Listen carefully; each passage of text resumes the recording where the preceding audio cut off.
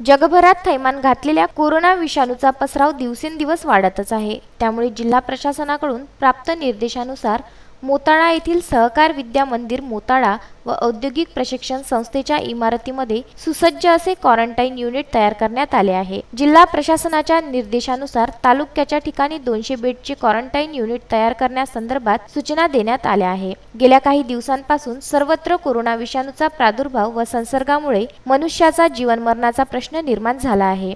त्याच अनुषंगाने सरकारने 3 मे पर्यंत लॉकडाऊन केले असून राज्यात संचारबंदीसह कलम 144 नुसार जमावबंदी लागू आहे। तरीही कोरोना रुग्ण आढळून येत असल्याने सर्वत्र भीतीदायक वातावरण निर्माण झाले आहे। प्रशासनाच्या वतीने कोरोनाचा प्रादुर्भाव रोखण्यासाठी सर्वतोपरी प्रयत्न केला जात आहे। अशातच राज्यातील विविध शहरांमध्ये ऊसतोड कामगारांना शासनाच्या वतीने आपल्या गावी जाण्याची परवानगी देण्यात आली असल्याने सांगली येथे अडकलेले मोताळा तालुक्यातील तरोड व कोऱ्हाळा येथील एकूण 56 ऊसतोड स्त्री-पुरुष कामगारांना खासगी वाहनाने मोताळा येथील औद्योगिक प्रशिक्षण संस्था येथे आणण्यात आले। या ऊसतोड कामगारांची तालुका आरोग्य अधिकारी डॉक्टर पुरी यांच्या उपस्थितीत मोताळा ग्रामीण रुग्णालयाचे वैद्यकीय अधिकारी डॉक्टर परेश जयस्वाल व डॉक्टर अमोल पाटील यांनी तपासणी करून खबरदारी म्हणून या ऊसतोड कामगारांना औद्योगिक प्रशिक्षण संस्थेच्या इमारतीमध्ये 14 दिवसाकरिता क्वारंटाईन करण्यात आला आहे।